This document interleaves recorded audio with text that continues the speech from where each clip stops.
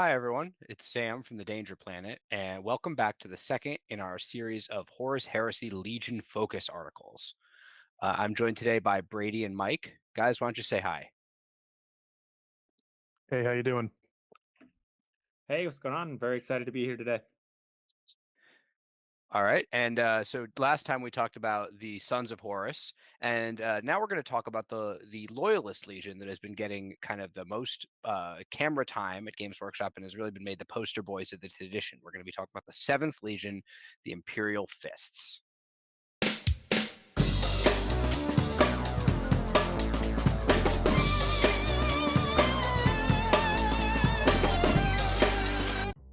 So the Imperial Fists are, under their Primarch Rogal Dorn, are famous as the wall and fortress builders of the Imperium. They're the guys who, once the world is conquered, they sweep in and they raise these implacable fortress walls that can never be torn down. And Dorn himself had a very strong rivalry with Perturabo, the Primarch of the Iron Warriors Legion, because Dorn was the best fortress holder and Perturabo was the best fortress taker. So, midway through the Crusade, the Imperial Fists were recalled to Terra to fortify its defenses. And so, when the Horus Heresy happened, they were in the perfect defensive position. And Rogal Dorn was basically the chief loyalist commander in chief of all of the loyalist forces during the Horus Heresy. And when the traitors finally made it to Terra for the siege, Dorn was the chief of the defense, and he held out against the traitors for as long as he could. Dorn was also famously one of the Primarchs that went up to the Vengeful Spirit with the Emperor and was the one who recovered the Emperor's broken body. So he's always been at the core of the heresy, and so have his Legion. And I know that the Imperial Fists have, for a long time, had kind of a reputation as being maybe a little dull, a little boring, maybe underpowered, at least in 40K. But in Horus Heresy, they've really come into their own. They're a great Legion. They've got a lot of character and some really cool special rules, and we're excited to talk about them. So Brady and Mike, anything to add on the lore end before we dive into the rules? Yeah, absolutely. So I'll start really fast. I started this army, so I do play Imperial Fists. They've been my primary army here for about 3 or 4 years. And I started them just because one of my best friends plays Iron Warriors, and I just wanted to be his rival. But I fell in love with the lore, and they are a legion with somewhat of an identity crisis between the stone defense concept and the crusading concept and the void combat concept that they carry along. But it really just adds more to the flavor and gives you a lot of ways to play to the fluff. And you see that with the 3 Rites of War and the 3 characters that we'll be talking about today. What I really think is interesting about the Imperial Fists is in the lore, they're the one legion that they knew would never ever turn. I think how they define all the loyalties, they are a step above every single legion. The Emperor trusted them, probably not as much as custodians, but as close as you could for Space Marines. And that for me is such an interesting part of their lore. And when they they're so boring, they're so stoic, it's like that is an interesting part. They're that unmovable wall, both on the tabletop, but also their characters and how they interact with the world around them. It's that such cool thing that you really only see in custodians on the Imperium side. Great. So we're going to jump right into how these guys play then. And we're going to look at starting with their special rule, Discipline and Resolve. Models with this rule get a bonus of +1 to hit with any attack they make with any auto weapon or bolt weapon, ever, even as part of a reaction. That seems a little dull, but a lot of weapons in this game are auto and bolt weapons. How does this rank in terms of Legion abilities? Brady? I really like this ability. It seems dull, but there's a few little caveats to it that I really like. It's +1 to hit, not +1 ballistic skill. So if you're shooting a snapshot for whatever reason, you're still hitting on 5s. And the other part that I really like is auto cannons are really good right now. They're like that really unassuming weapon, but auto weapons are really, really nice, and just being better with them on every model in your army is just a lot of efficiency. I'd actually rank this one, again, on paper, it looks a little dull, but I'd rank this one on the higher end as far as just Legion abilities. It takes effect in night fighting, so everyone else is shooting like a guardsman. You're still shooting like a space marine during night fighting. and then it allows you to take some of those weapons and just have a higher efficiency. So example being heavy bolters. Now that they're 4 shots, they're a solid take, but you're hitting on 2s with them. 36-inch range. It's a great weapon system for the Legion, and it just comes down to them being a better shooting army. And it doesn't just go to infantry. This carries over to your dreadnoughts. It carries over to your vehicles, which just opens up a whole new range of standoff and ranged combat that some of the other legions can't really match. I mean, if you look at the auto weapons that you can take and bolt weapons, as you said, there's a lot of them, and the tanks have some very efficient ones. I mean, the Kratos being a great example. That main cannon, that's an auto weapon, and now you're hitting on better than everyone else. All right. So the Imperial Fists advanced reaction. I remember we had a similar discussion when we were talking about the Sons of Horus, about the split between melee and shooting in their rules, because the advanced reaction, the best defense, basically lets you charge an enemy during their movement phase. Not what I would expect from the Imperial Fist, who I always think of as this very stoic legion who likes to sit behind their shields and their guns and shoot. So Mike, how does this advanced reaction fit into the Imperial Fist playstyle? Well, it goes actually right to the lore. So you're right, they're the stoic defenders, but if you look at characters like Sigismund, he's a crusader. They're a combat force. So you do get I would say you're a little more 60% on the shooting side, but more 40% on the combat side. But these little things make sure that you can stand up to those aggressive combat armies like Sons of Horus and World Eaters. And this is a potentially game-changing reaction, in my opinion, if deployed right, because you're going to make sure that you can take away someone's additional attacks when they charge, stop a very decisive charge, whether it be just trying to move in close to get somebody. And it's a decent distance too. It's your initiative plus D6, which at that point seems a little lower, but you're guaranteed to get 4. You're always going to get 4 inches out of it, 5 inches, sorry. And I think that's a very effective way to make sure that a good unit like Templar Brethren or Terminators are getting into combat.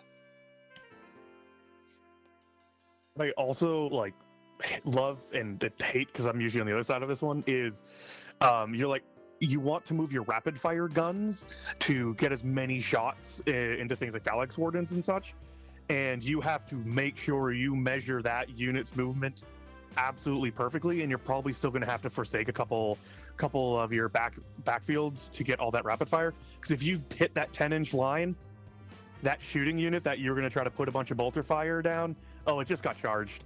You just gave that person 10 inches of movement. Now they're in your line. Now it's a problem. So now we're going to look at the Warlord traits. As we said, there's no traitors here. They've only got one loyalist only trait and then a couple of general traits. So Mike, do any of these traits really pop out at you as being extra strong or something that would really define their playstyle? So for me, I do like taking the name characters more than anything else, but when I do bring that Praetor, it's very dependent on who I'm fighting. If I'm fighting somebody like Night Lords or particularly Iron Warriors, Warden of Inwit is going to be really great, making sure that critical unit is kind of automatically passing morale and pinning checks. Really helps to get that unit where it needs to go and ignore those pinning, which if you know anything about Iron Warriors, they're big on the pinning. And plus, I personally do like the reaction in the assault phase.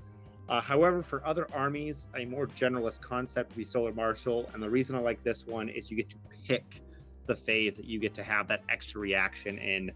And as we already know with reactions, that's just money. That you can really help shape your game by having a additional reaction in the most critical phase of that turn. Yeah, you definitely stole the main thing for me for Solar Marshal, which is the first part is really nice. It'll be really good. It'll help you win a lot of those combats. But if Solar Marshal literally just said you get an extra reaction that you get to choose every single turn, I would still consider it the one of the better Warlord traits in across all the legions, because you always can do what you need to do, which is so powerful. All right, so now we're going to talk about their Rites of War, and the Imperial Fists have 3. They've got the Templar Assault, which seems to be all about Sigismund and his melee buddies. The Hammerfall Strike Force, which is very much the deep strike rule. But then there's the Stone Gauntlet, which I'm sure all the listeners here already have heard about, which I know is a really polarizing and very strong Rite of War. So let's try to talk about all 3 of those Rites of War, what they do, their strengths and their weaknesses, and maybe what you see Imperial Fist players using. Brady? So yeah, I've seen a lot of people running Stone Gauntlet. It is very good. You make sure you bring your Volkite if you're. We'll get into that at the end, but make sure you're bringing your Volkite if you think Stone Gauntlet may be on the table. But I think there is a lot to be said for something like Hammerfall Strike, where you are focusing on those deep strikes. Because deep strikes in this edition, I think we mentioned it last episode, are just really powerful with how much control you get. It's kind of insane how much control you get on a deep strike, as long as you don't roll that 1 on the mishap. So yes, there's a lot of raw power in Stone Gauntlet, but there is a lot of things to like, especially if you're playing the mission and not just kill each other, to really like about the Hammerfall Strike Force. So, for me with the Rites of War, I would like to point out, as you're thinking about these Rites of War and you're looking at them, the 3 named characters actually fit to each Rite of War. So Fafnir Rann goes to Stone Gauntlet. He helps the Phalanx Warders. He benefits from the rerolling invul with his boarding shield, and he adds +1 weapon skill to charging for those guys. So it's a big part of Stone Gauntlet. Pollux obviously goes to Hammerfall with giving deep strike himself, and then Sigismund goes to Templar Assault. I know with Stone Gauntlet, it is a little bit controversial, and it's great on paper. It's great in action. It's great. You're really turning those Phalanx Warders into basically 1 wound Terminators with a little bit above a 2-up save with the re-rolling 4-up.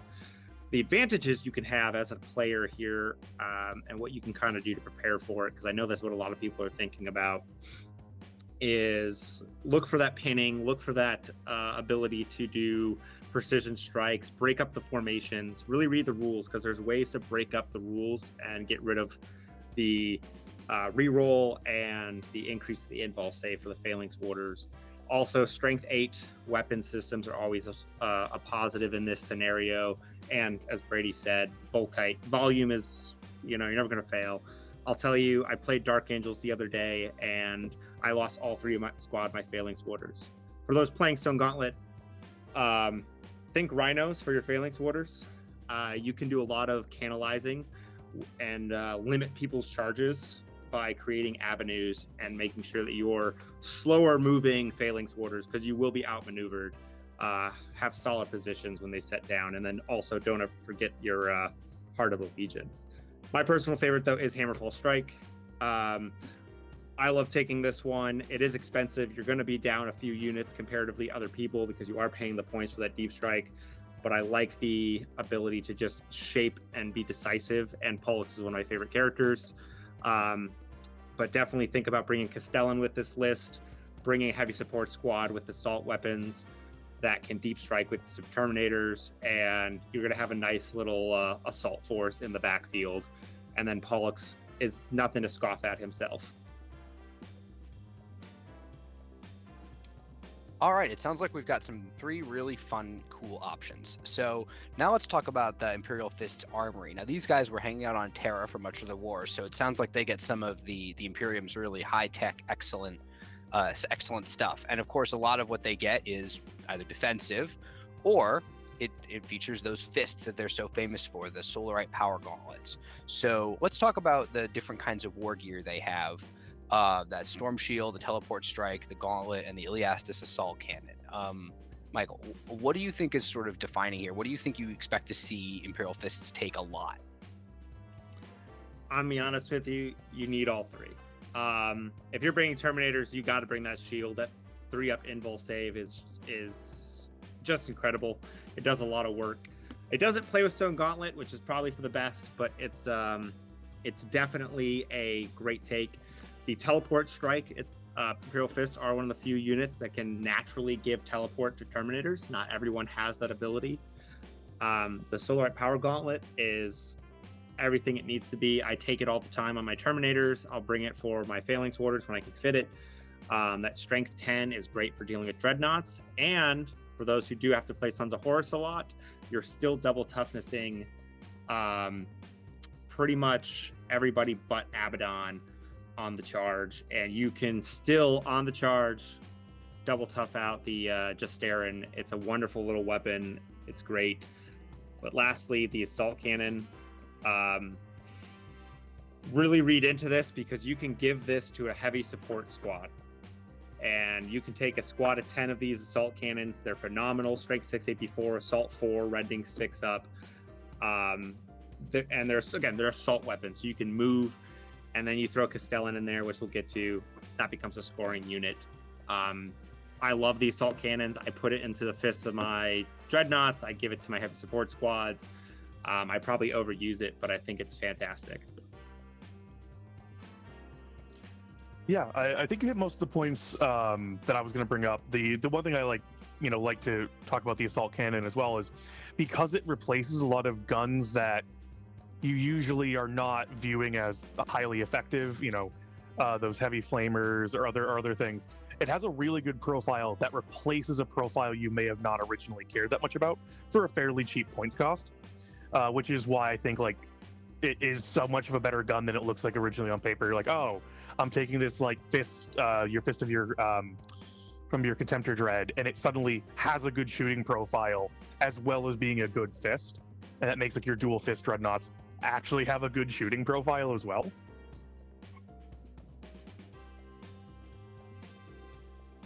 Absolutely. Last little point I'll make as well with that particular Assault Cannon is, as I said, you're going to pay out the points. You're looking at essentially a las cannon squad when you bring them in a heavy support squad, but you can do some pretty heavy damage outside of infantry. It is strength 6, side armor and rending. So if you're side armor or rear armor on vehicles, you can destroy some vehicles pretty quickly. Again, that's 40 shots for 10 dudes. Or again, with a Dreadnought, it's a valuable weapon that you should look to try to find places to put it. And that heavy support squad's hitting on 2s. So you're converting a lot of, you're fishing for those 6s, but you're converting a lot of them. Oh, that's rough. All right, so let's talk about the Castellan. Pretty much the classic archetypical Imperial Fists hero is the guy standing on the wall defending it with his sword and his shield. And that looks like that's what the Castellan's doing, although, like many Imperial Fists, he's also really into those heavy bolters, autocannons, and assault cannons. So why would you take this guy? What does he do for your force? Brady? This is definitely one where I don't think I've taken a console that does shooting. I always look at my consoles to do a lot of usually increase my melee, or increase, give a Master of Sigils. But what this guy is doing is he has just a really good fire support shooting platform, and some armies just are going to want more of that. But this is definitely one where Mike has probably played with this one before, so he's probably going to give a better answer than me on this one, because I don't have a good answer for it beyond that he's very cheap for a console. Yeah, he is. He's actually become an auto take for me. So I do like the heavy support squads. I do like to bring them. Obviously, with my Hammerfall, I actually try to fit 1 to 2 squads, heavy support squads. Making them line is just such a huge rule here in this edition, and it definitely changed the scope of what kind of console I'm thinking about bringing.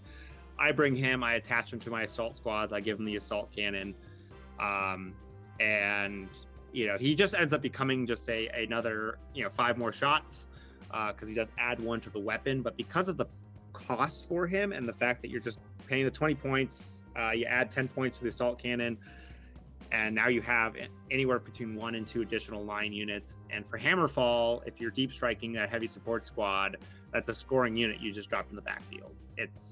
I converted him model for this as soon as I saw the rules. All right, so we're going from the console, who's kind of the ordinary soldier captain, to the big man himself, Rogal Dorn, 435 points for the Primarch of the Imperial Fists. He looks, just looking at his stat line, supremely difficult to shift. He's got more wounds than the average Primarch, and his weapon skill's kind of surprisingly high, given that you don't normally think of this guy as a brawler. But so, Mike, why don't you tell us a little bit about Dorn? What does he do when you put him on the table? Is he worth taking? What's his big value add? I do think he's worth taking. Again, this is showing the shift ability to do combat with his ability to add 1 to successful wounds for resolving combat. That's a big rule. It really does play out depending on what units you're bringing. He does come standard with Deep Strike, which is a fantastic thing for him. Means he can be taken in all 3 Rites of War naturally with no issue. But my big point for him, the 2 things I really would actually want to focus on are his ability to have that weapon skill 8, as you said, that's high, and the fact that he can't be wounded on anything higher than a 4. That makes him actually one of the more survivable Primarchs, and he will hold Horus Ascended for an entire game. I've done it. I've seen how it works. Obviously there's different factors that could play that would make that not so much the case. But Horus is wounding him or hitting him on 4s and wounding him on 4s. You're limiting a lot of Horus's abilities because Ascended is weapon skill 8.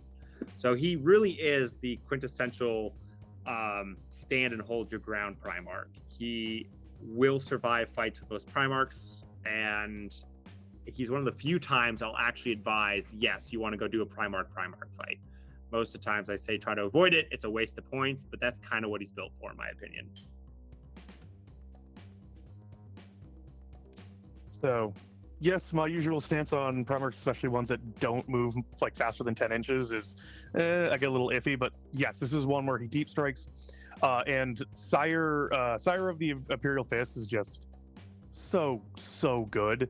Again, one of your big fears is getting pinned or falling back, and just having a leadership 10, basically army wide. I'm just like rereading it to make sure I'm not wrong on that one, but it's a leadership 10 army wide. Same thing with the no, Rogal Dorn has to be part of the combat to get the +1, but just leadership 10 army wide is going to get past so many of the weaknesses of your army that, like, yeah, even if he never hits combat, 435 for that ability alone is practically worth it. No, he doesn't have to be part of the combat. Any unit that they are part of that is models with it's the same army. Imperial Fists. Yeah, it's just an extra Vexilla for every squad. Yep, those 2 rules alone, like, I would say he never has to get into combat, and he's worth his 435. Absolutely. Sounds like a ringing endorsement then. So let's talk about the other special characters, though, because I know we've got Dorn's little buddy Sigismund, one of the most famous duelists, and also the guy who initially killed Karn the Betrayer during the Siege of Terra, the first time Karn died. He looks like pretty fearsome and really pricey for, an ordinary Astarte special character. Is he worth it? Do you see yourself taking Sigismund, Mike?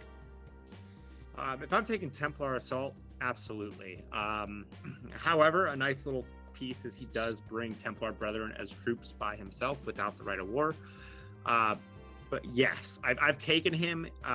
There are very few other characters who can really stand in combat to him, particularly because he's Eternal Warrior, and he's got that instant death rule for his sword. So he really just needs to get one through and he can swipe out another character. He's a phenomenal, he's almost like a mini Primarch in a lot of cases. And yeah, you're a little higher on the points cost, but you can get those points back in the traditional sense by killing off other characters pretty easily. He has to challenge. Point I do want to bring up that some people might miss. He does have to challenge. If you do have a champion for any reason in the same unit, he challenges because his says he must. The champion is if possible. So he will have to challenge. You can't challenge with the champion. Just a point for anyone out there who wants to do that.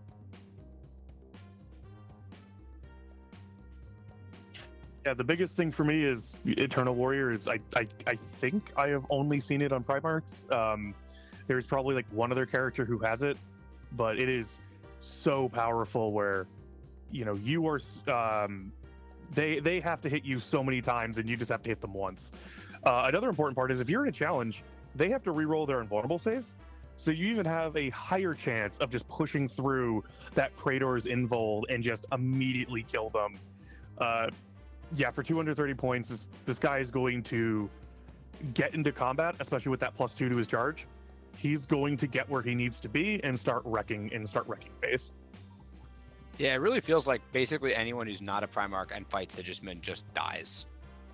So that's a pretty ringing endorsement. And it looks like we've actually even got 2 more characters. So Brady, Alexis Polux, he's kind of a cool guy. He's the founder of the Crimson Fists. He's the favorite Imperial Fist of one of my friends who has a big 40k Crimson Fists army. And he's also got, I think he's got a model, and I think Fafnir Rann's got a model, right? So they're all part of the range. But Pollux is a pretty great guy. He's also known for his space warfare. So how does he play out when you've got him, on the table itself, not in a spaceship somewhere? Yeah, so I mean, you have the Master Tactician, which is giving you that ability to put into reserves, and I believe even Deep Strike as well. I just have to double check that particular rule for him. Yep, whenever he joins a unit that's in reserves, him and the unit gain Deep Strike. Fantastic. I always want to double check on stuff like those if I don't have the rules directly in front of me. But I also know Void Commander is such a good, just being able to pass pinning checks. Pinning is such a big thing in this edition that anytime you see a character or a rule that can help you get around it in some way, you should seriously relook at that rule, because it's probably worth taking. So for me, I think I've mentioned already, he's actually my preferred choice. 1, for the point cost. 2, giving that free Deep Strike when I take Hammerfall. That's 30 points to 25 points to 30 points saved. Master Tactician's fun. I do enjoy that a lot because you can kind of bring things in and out of reserve or kind of move them in the deployment zone. It's not too crazy, but it is fun. And I do enjoy that little concept. I've done it a couple times. The Void Commander is a great rule with the Deep Strike. Again, the passing, the pinning. And a point to kind of bring up is his Hammer Blow. So it is 1 attack. However, this is a great way for him to potentially one-shot other characters. I've actually done it twice now against Sevatar and Abaddon. It's a big deal because it is that strength 10 weapon system, Armor Bane, Flesh Bane, Exo Shot. Yeah, you got 1 attack, but you're probably going to get it in, and it's a big deal to do so. Otherwise, he's running around with 3 attacks base with a Solarite Power Gauntlet, strength 10. He's going to have fun dealing with Dreadnoughts. He's going to do great against vehicles, and I put him with Terminators, and he does a great job running around with them. I have had tons of success with him and being a little creative with his Master Tactician. All right, so it looks like there's one more guy. There's Fafnir Rann. He's one of the special characters that got a new model right when 2.0 launched. And he's a pretty cool looking guy. He's got those crossed axes. That's a little bit unusual for the Imperial Fists. It makes him almost look like a space wolf. But he does look pretty cool, and him being the executioner is pretty metal. So, Mike, how does this guy Rann play out? Is he a worthy addition to the Imperial Fists Hall of Commanders? Absolutely.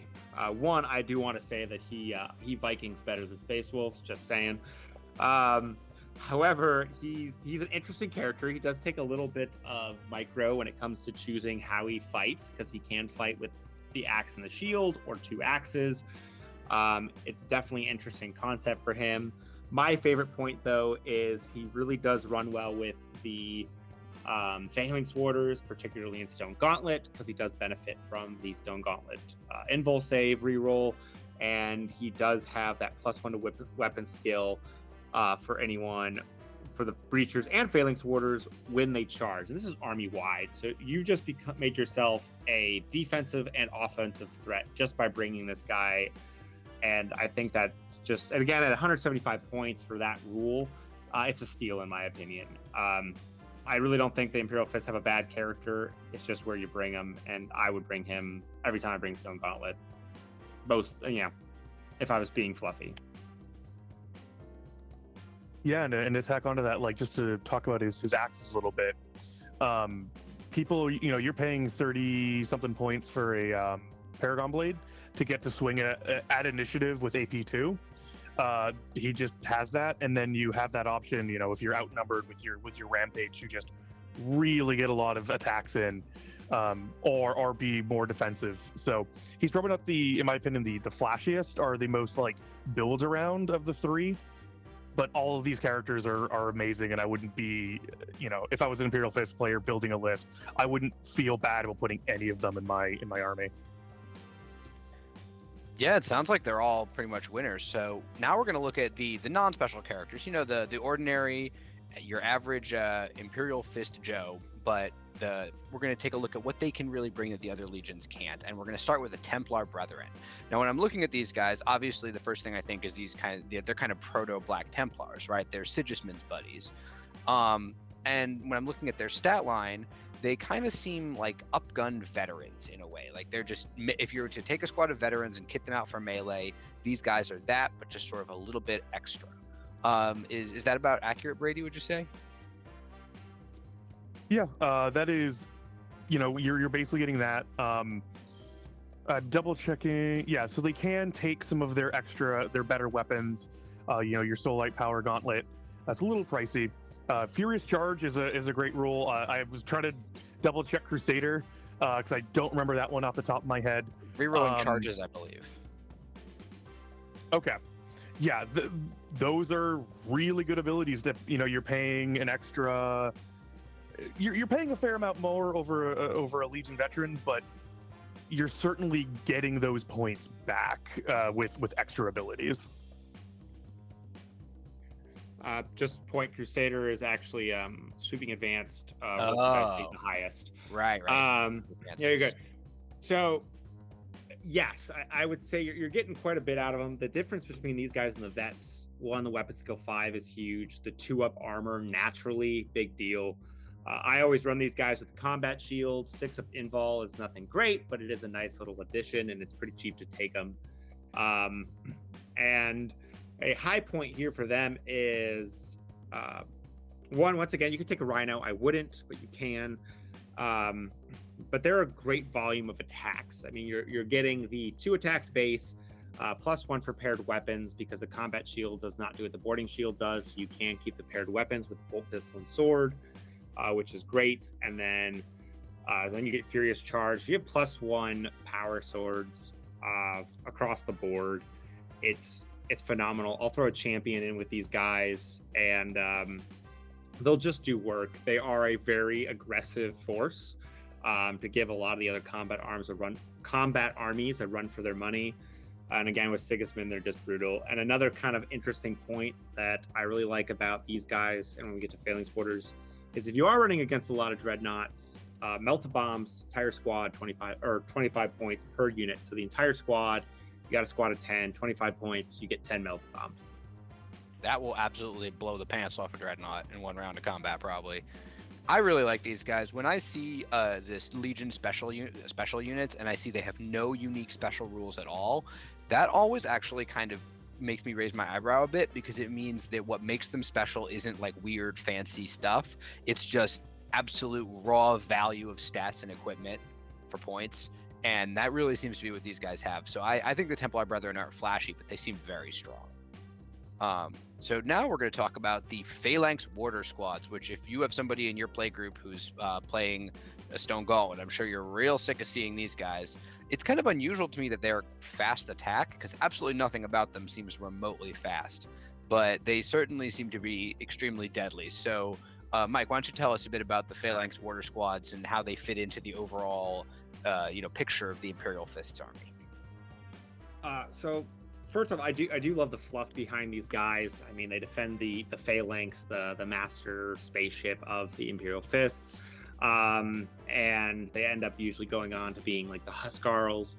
But when it comes to the unit themselves, everything about them is quality. As you said, people are probably sick of seeing them, and I totally understand why. They're better breachers. They do more for bang for their buck. I mean, they come kitted out with power axes, standard, and bolters, and bolt pistols. Not to mention, you can give them some decent weapon systems along the way. I usually don't. I keep them pretty bare bone, and then maybe I'll add a Solar Power Gauntlet, or once again, Melt-A-Bombs, 50 points for the entire unit. Big deal when it comes to dealing with some of those bigger stuff. But with Stone Gauntlet, they're absolutely amazing units, undercosted in a lot of cases. And you're going to have to do a few tricks and trades to get them off the table. Again, you can, because at the end of the day, they're basically one-ruled Terminators in Stone Gauntlet. But I throw an Apothecary with them. I put them in Rhinos, and I use the Rhinos to block off avenues of approach, and then force people to come down those avenues and then charge from there, or let them charge me. I usually take Fafnir, so charging is not a big deal for me, but you do lose that reroll when you charge. So that's a big thing to pay attention to, and keep your Imperial Fist players in your group honest, because pinning, removing coherency, strength 8 when they've got apothecaries, things like that, you're going to limit their ability to save, and you're just going to make them breachers again. So you got to play a little smart against them, but I do think they're awesome units. They're one of my favorites just by look and floor. I think you point at Phalanx Warders, and then you point at all the rules changes for, from first edition to second edition. And it's like, what unit benefits are, how, if we wanted to have a conversation of how things have changed, you could point at Phalanx Warders and go, this is a unit that shows every change that benefits infantry. One of the things that wasn't mentioned is they're a fast attack slot, but they have the heavy subtype. So you would think, oh, I'm just going to hit them with a pie plate. They're all going to be standing next to each other. Even small blasts are going to hit 3 to 4 models. Well, they're going to re-roll their armor saves against that because they have the heavy subtype. This unit is just great all around. They are unbelievably fantastic in Stone Gauntlet. I think even if you're not running Stone Gauntlet, they are still really good, but they do lose some of those advantages that really push them over the edge. In the end, they are still 1 attack or 2 on the Sergeant with 1 wound, so that Volkite will eventually chew through them, especially if they're not in Stone Gauntlet. But they're just fantastic across the board, and they feel Imperial Fists. Those fist shields look amazing, even if I'm really sad to see it. When I actually think about the rules, as a hobbyist, I'm excited to see it because they look really cool. In addition, just for, again, people playing against them, some stuff that you see will work out pretty well. I did notice that the Dark Angel Terminators do pretty short work against them, not to mention Marduk is a stellar character himself, so he will have a good day. So elite units can handle them, a big point being exactly what Brady said. They're 1 attack base. So you're not getting a lot of attacks out of them. If you can survive the first round of combat with the right units, you should be able to whittle them down, or at least keep them locked and get them out of the way. You're right, pie plates are going to get re-rolling, but the volume from a pie plate does help out as well. And never underestimate getting some of those Nemesis bolters in your army that can take out the apothecary and start taking away some of those special rules when you play them. It's just about limiting those rules, and they built them in there like that. But as Brady said, they look great. They're very Imperial Fists, and I love them. All right, so this seems like a pretty strong, well-rounded army. We've got these really hyper-defensive shield guys. We've got some pretty powerful, aggressive Templars. We've got some great guns. We've got some Solarite Power Gauntlets and some powerful melee rules. How does it all come together? How do the Imperial Fists play? So if you're a loyalist and you really want to hold that wall and serve the Emperor, you're building an Imperial Fist force, how does it come together, and how does your army play on the table? Brady? I am actually going to hand this over entirely to the Imperial Fist player. I've played against him a few times, but I think Mike is going to be able to answer this infinitely better than I could. I wanted to give him the last word on it, but let's hear it from you, Mike. Absolutely. So, appreciate it, Brady. And honestly, the thing that's going to catch people on this army is when you play too static. It's really easy to fall into that trap. It's very easy to fall into the lore of that defensive concept and forget about the Crusader, forget about the Void Combat Specialist concept, and make a very static and immobile army, which means you're just going to get outmaneuvered. The really way to play it is to think about the lore and how they would take the planets aggressively, land there, then build the defenses. So how does that translate? When you bring one of these Rites of War, or when you bring this army, you want to aggressively take the objectives, aggressively push the enemy back to a point where you can set those defenses, you can wall in, you can stone up, and now you're an immovable force. You're not going to be pushed off your objective if you're playing right, and you're going to be able to support that defense with some great long-range weaponry, hopefully some heavy bolters or other auto-type weapons and bolt weapons. So think aggressive before you think defense, and then you're going to be able to defend that wall and hold that position like no one else. All right, so sounds like, though, Brady, you've got plenty of experience playing against them. So why don't you tell me about what it's like facing against the Imperial Fists, and really what you have to look out for, what you have to do, what tactics really help crack that wall and bring down the defenders. Yeah, so when I'm thinking about the Imperial Fists, that exact statement that Mike just made of, you have really good long range and you have really good short range, but you probably are going to get outmaneuvered. So when I'm going against them, I'm thinking, how can I get my melee to jump whatever offensive pieces they're putting forward, and go, especially if I can like wrap a dreadnought, or get that dreadnought's tar pitted. If I can go bypass and go hit the tanks, and then make his melee front line, which is still fairly slow, all things said and done, either have to turn around and I get just a lot of turns of free firing into him, or he has to make that choice and pushes forward, and then I can clean up the backfield and come back in. Basically, when I'm thinking of Imperial Fists, I think of how can I play as close to them as possible and not get charged, because I'm going to be focusing on, and again, this is coming from like more Raven Guard, I'm focusing on trying to use as many mid-range weapons, because I'm not going to win the long-range firepower war, and I'm not going to win the melee war. So I want to be dancing at that 18-inch mark. So like Sons of Horus are actually like probably why they put them in that box together. Sons of Horus are going to do really well to counteract some of those strengths, because they are so good in that middle, where they're going to be able to leverage all their strengths, where the Imperial Fist is not leveraging all of theirs. All right, so I really like the Imperial Fists. They're another legion that when I first started playing Warhammer, I kind of didn't give them a second look. I thought of them as a little bit boring, a little bit staid, maybe not as exciting as the the blood-soaked World Eaters or the sneaky Raven Guard. But they really have a charm all their own, and I'm really glad to see that the Horus Heresy 2.0 rules have really brought them into their own and given them a lot of fun tools to play with. So before we sign off, does either of you guys have any final thoughts on the fists, on the lore behind them, on the way they play out, or just about sort of what it's like having them in the game and having that option for players? So Michael, why don't you tell us? I would say, one, to dig into the lore, dig into the Black Library books. You're going to get a lot of inspiration and have a lot of fun reading about them. It's what helped me fall in love with this army particularly, and really just enjoy playing to that fluff. You're going to get a lot of opportunities too, and you are, just like the Sons of Horus, you're kind of the centerpiece of the siege. You're the main loyalist faction when it comes to the siege. So enjoy that concept and get out there, defend the wall, defend Terra, and for the Praetorian. I actually really love the lore of them.